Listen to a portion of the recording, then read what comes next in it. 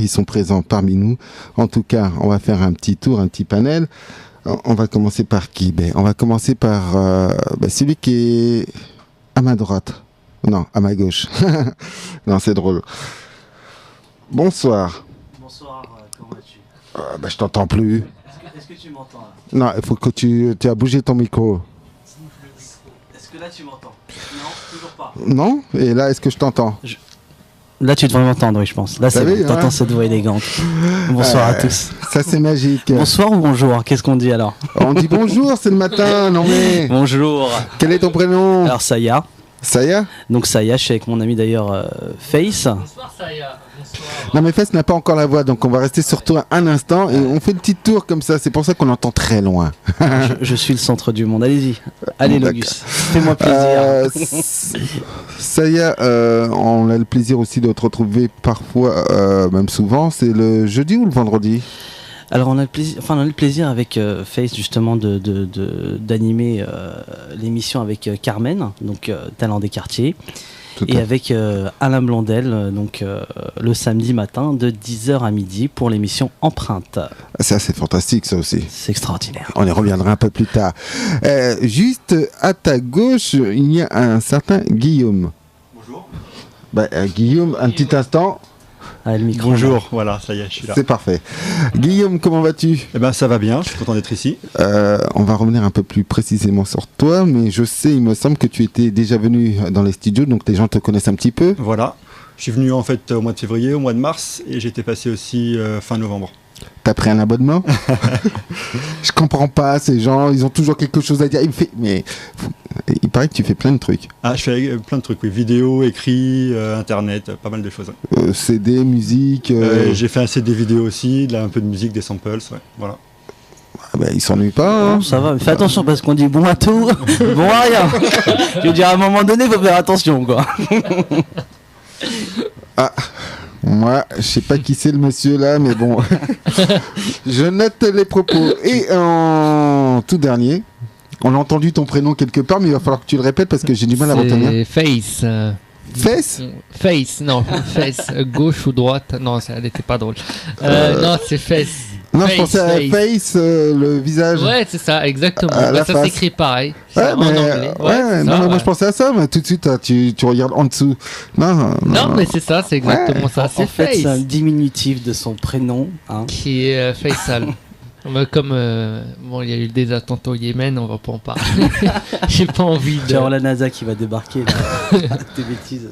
On salue Lamastico qui veut du truand de la galère. Mais je connais Morcé. pas. Ah bon? C'est Morcé, tu connais pas Truand de la galère? Excuse-moi, moi je suis pas branché, je suis pas Ouais, sauté. t'as vu Montreuil représente. C'est Porte de Saint-Ouen en fait, c'est pas Montreuil, c'est Porte de Porte de Saint-Ouen. Saint-Ouen, Je suis obligé de te rattraper. Rattrape-le parce que... Je suis obligé, voilà. Je rattrape les bêtises de Face. Truand de la galère, c'est un chanteur de rap qui vend des t-shirts aussi d'ailleurs à Porte de Saint-Ouen. Donc voilà, pour la petite histoire. D'accord. Bon, voilà, on a fait le tour. Alors, si vous permettez, messieurs, mais même si vous ne le permettez pas, on a une personne qui a pris un abonnement, en tout cas à la radio, et qui ce soir, justement, avait été intéressée justement lorsqu'on parlait de technologie.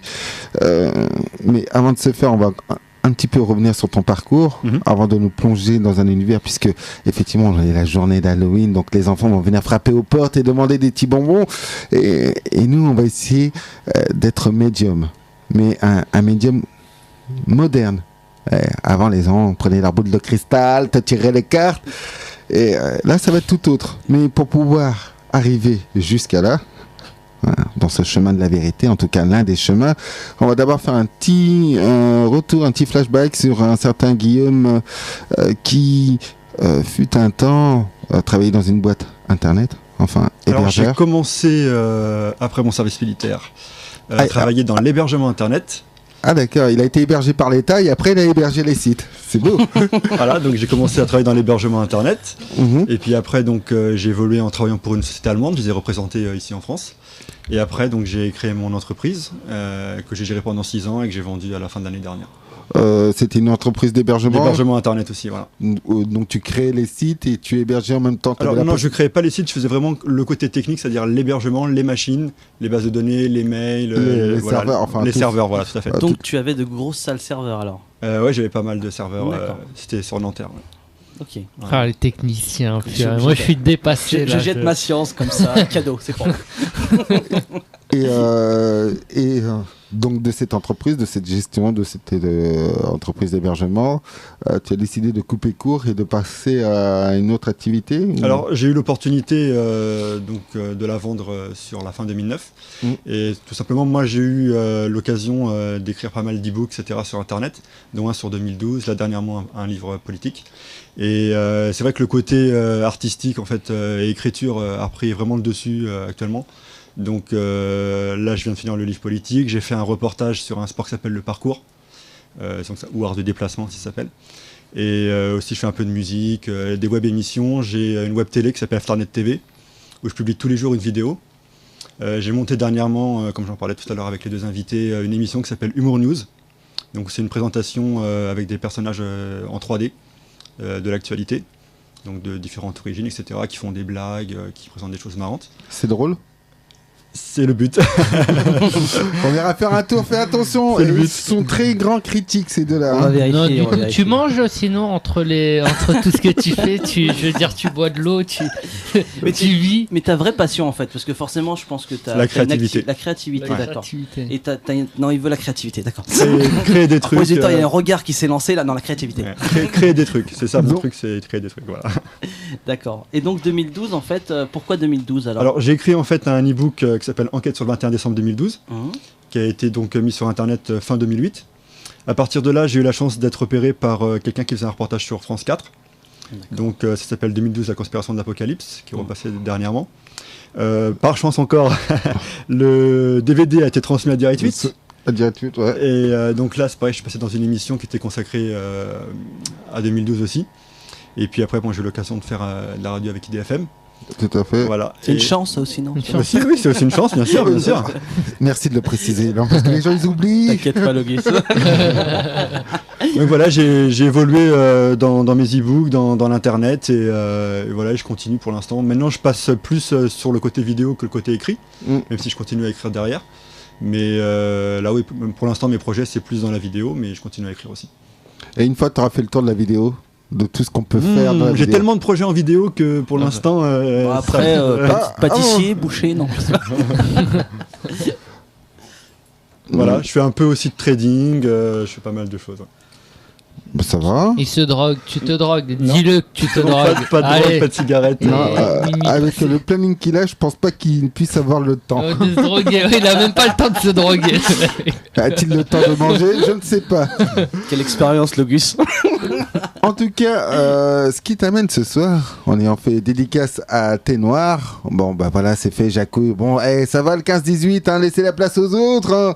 Je n'ai pas compris, tu y crois ou pas à 2012, demande I.O. Over. Alors, déjà, je fais un petit bonjour à tous les gens qui me connaissent, parce que sinon ils vont me tuer.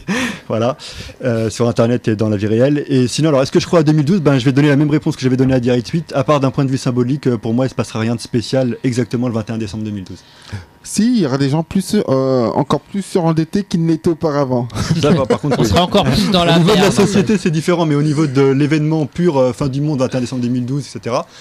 Donc j'ai même calculé l'heure dans mon e-book, etc. Donc ça a été repris par France 4. À cette date-là, à cette heure-là, etc. Non, je pense pas qu'il se passera quelque chose de Non, et puis, particulier. d'après les traductions, il paraît qu'ils se sont trompés de 50 à 100 ans, donc on a de la marge. Alors oui, il y a encore eu des travaux dernièrement. Ouais, Voilà. c'est ça qui est intéressant. Mais bon, on va pas revenir sur les travaux, on va revenir sur un autre type de travaux, puisque certains s'interrogent. Que signifie que veut dire Webbot? Alors c'est pareil, c'est un peu grâce à ça que je me suis fait connaître. En fait, donc j'ai une web télé qui s'appelle Afternet TV. Et à partir de septembre 2008, justement, je commençais à chercher sur Internet par rapport à 2012, etc. Et j'ai connu le Webbot. Donc ça m'a intéressé. C'est un logiciel américain qui fait des prévisions pour le futur. Et je les ai contactés aux États-Unis. Et donc on a un peu échangé, etc. Et du coup, j'ai commencé à faire des traductions de leurs rapports. Parce qu'en fait, tous les 3-4 mois, ils sortent un rapport qui fait à peu près une 30aine de pages. et donc c'est en anglais. Et donc j'ai commencé à faire des vidéos en traduisant ça, et je me suis rendu compte que ça marchait bien. J'ai mis sur Dailymotion, tout ça, ça marchait bien. C'est basé sur un logiciel, un programme analytique, un peu comme un, comment on dirait, un calculateur en fait. Alors oui, c'est un logiciel informatique qui est programmé C, Perl, Prolog pour ceux qui s'y connaissent un peu plus en informatique. Et ça a été créé sur une brique lab, enfin une brique matricielle qui permet d'analyser les différents points, les différentes informations à différents points pour faire un recoupement. Voilà. Alors à la base, ça a été créé pour prédire les cours de bourse, parce que c'est la rencontre entre un programmeur informatique et un analyste financier. On voit ce que ça donne à la Société Générale, mais bon, passons. Donc à la base, ils ont commencé en faisant de l'analyse boursière, etc. Et simplement, donc ça c'était en 97, ça a monté. Et puis en fait, en 2001, ils ont dit dans 60 à 90 jours, il va se passer quelque chose aux États-Unis qui va changer la vie des Américains. Et là, comme tout le monde sait, il y a eu le 11 septembre. Voilà, donc là, à partir de là, ça a changé un peu pour eux. Ils ont commencé à utiliser le logiciel pour faire d'autres prévisions.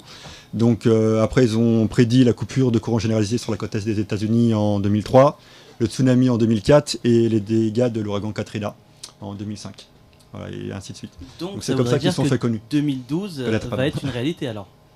Non, alors 2012 c'est lié au calendrier Maya et à l'interprétation du calendrier Maya. T'as rien compris en fait. Par les mouvements de New Age américains. Là, je suis perdu.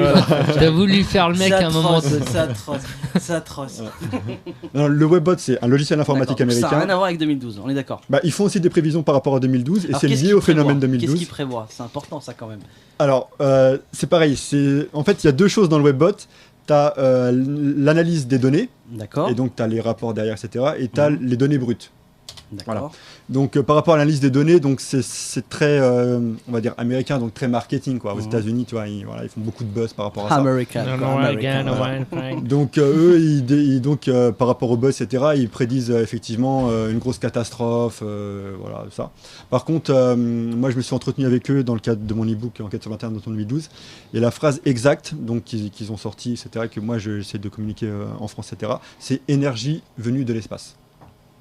Ça, c'est ce qui ressort d'un point de vue informatique, quoi. La donnée brute, c'est énergie venue de l'espace. D'accord. Voilà. Okay. Donc en fait, c'est un problème qui collecte des données sur Internet par rapport à tout ce qu'on écrit. Donc blog, forum. En tout cas, ça ne viendra pas du Soleil parce qu'ils ont démontré que c'était pas le Soleil qui était la cause première du réchauffement de la planète. Le Soleil, pareil, j'ai une petite info aussi là-dessus. Ah. Et donc voilà, donc ça analyse en fait tout le web, tout ce qu'on écrit sur le web dans tous les pays du monde, toutes les langues. Et ça regroupe ça dans des bases de données, ça, par rapport à des mots, en rapport avec les émotions, etc., ça crée des graphiques. Et à partir de ces graphiques, c'est interprété par le programmeur informatique, qui est un ancien d'une grosse boîte américaine dans l'informatique. Et à partir de là, donc, il fait ses rapports, il passe à la radio aux États-Unis pour parler justement des données qu'il obtient avec son logiciel, etc.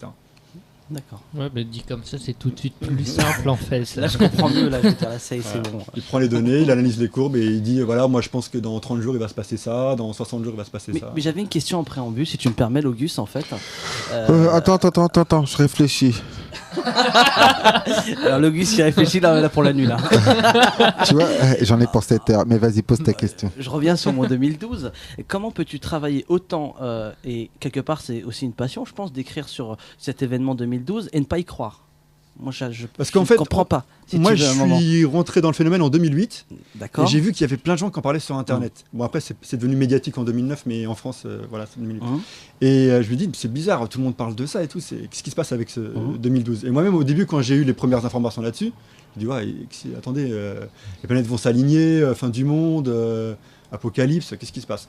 Donc, je me dis, bon, on va prendre tout ce qui se dit sur Internet et on va analyser un par un. Donc calendrier Maya, alignement des planètes, soleil, voilà, tout analysé. Et donc en fait en faisant l'analyse, je me suis rendu compte qu'il y avait 90% de ce qui était dit sur Internet qui était faux. En tout cas qui n'était pas vérifiable scientifiquement. D'ailleurs, il ne faut pas oublier que la NASA a carrément fait un communiqué là-dessus pour dire 2012, il faut arrêter. On dit énormément de bêtises là-dessus, quoi. Mais c'est un phénomène qui est particulièrement américain quand même. Même si en fait il y a un écrivain belge qui a écrit un livre qui s'appelle The Orion Prophecy. Et lui, pareil, il est vraiment à fond là-dedans et il dit donc allez tous dans le sud de l'Espagne pour vous protéger dans les montagnes et tout. Voilà, enfin, il est à fond là-dedans. C'est un Paco Rabanne, quoi. C'est un peu la même chose. Mais par contre, ces livres ont super bien marché, tu vois, comme quoi des fois on peut écrire des choses qui ne sont pas vérifiables scientifiquement et le bouquin fonctionne super bien, quoi.